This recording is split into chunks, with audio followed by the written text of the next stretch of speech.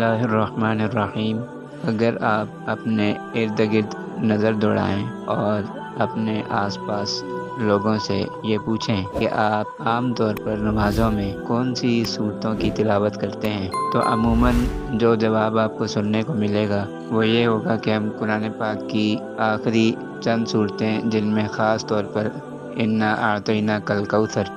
جس کو سورۃ الکوثر کہا جاتا ہے، یا پھر سورۃ الاخلاص جو کہ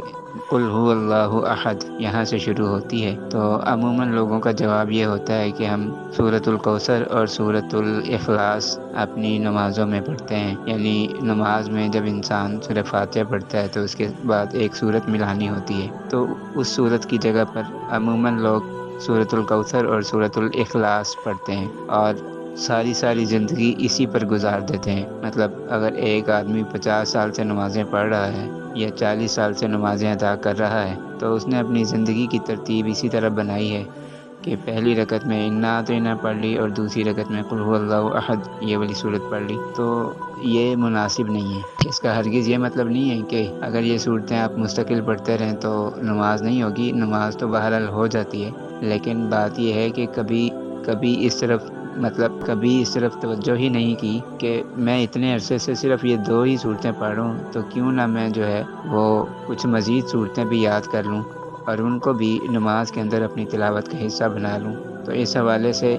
عام آدمی کو چاہیے کہ کم از کم وہ قرآن پاک کی آخری 10 صورتیں زبانی یاد کرے، تاکہ نماز کی ہر رکعت میں ایک نئی صورت اس کو پڑھنے کا موقع ملے۔ مثلا نماز کی پہلی رکعت میں سورۃ الفیل، نماز کی پہلی رکعت میں سورۃ الفیل یعنی الم تر کیف فعل ربک باصحاب الفیل،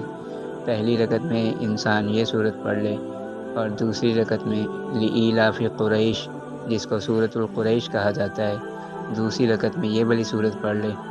اسی طرح اگر وہ یعنی فرض نماز ہے تو ظاہر ہے کہ پہلی 2 رکعتوں میں ہی صورت پڑھنی ہے سورہ فاتحہ کے بعد، تو اس طرح سے پڑھی جا سکتی ہیں۔ اور اگر سنتیں ادا کر رہا ہے تو اس میں چونکہ سورہ فاتحہ کے بعد 4 رکعتوں میں صورت ملانی ہے، تو اس میں یوں ترتیب سے پڑھا جا سکتا ہے کہ پہلی رکعت میں سورۃ الفیل، دوسری رکعت میں سورۃ القریش، تیسری رکعت میں سورۃ الماعون جو ارأیت الذی یکذب بالدین یہاں سے شروع ہوتی ہے، اور چوتھی رکعت میں انا اعطیناک الکوثر۔ اس طرح ترتیب سے پڑھا جا سکتا ہے۔ تو اگر وہ یعنی 10 یا 12 رکعتیں پڑھتا ہے تو 10 رکعتوں میں 10 صورتیں اس کی مکمل ہو جائیں گی، اور ہر رکعت میں اس کو ایک نئی صورت پڑھنے کا موقع ملے گا، بجائے اس کے کہ وہ ہر 2 رکعتوں یا 4 رکعتوں والی نماز میں سورۃ الکوثر اور سورۃ الاخلاص پڑھتا رہے۔ اس سے بہتر یہ ہے کہ 10 صورتیں یاد کر لی جائیں اور ان کو ہر نماز کی ہر رکعت میں جو ہے ایک نئی صورت پڑھی جائے۔ اگر کسی کو 10 صورتیں یاد ہیں تو اس کو چاہیے کہ وہ ان 10 صورتوں پر اکتفا نہ کرے، بلکہ کچھ مزید قرآن پاک کا حصہ یاد کر لے، اور اس کی بہترین صورت یہ ہو سکتی ہے کہ وہ اور سورۃ الفیل سے آگے چھوٹی صورتیں ہیں، جیسے مثال کے طور پر سورۃ الزلزال تک، اذا زلزلت الارض زلزالہا، یہاں تک یہ چھوٹی صورتیں ہیں، تقریباً 20 صورتیں بنتی ہیں،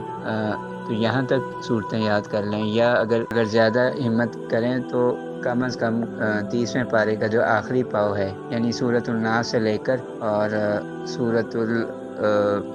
القدر تک یا سورۃ الضحیٰ تک جو ہے نا یہ صورتیں یاد کر لی جائیں، تاکہ اپنی نمازوں کے اندر ان کو ترتیب سے پڑھا جا سکے۔ یہ تو عام آدمی کے لیے، باقی تو اس کا ہم سب کو اہتمام کرنا چاہیے۔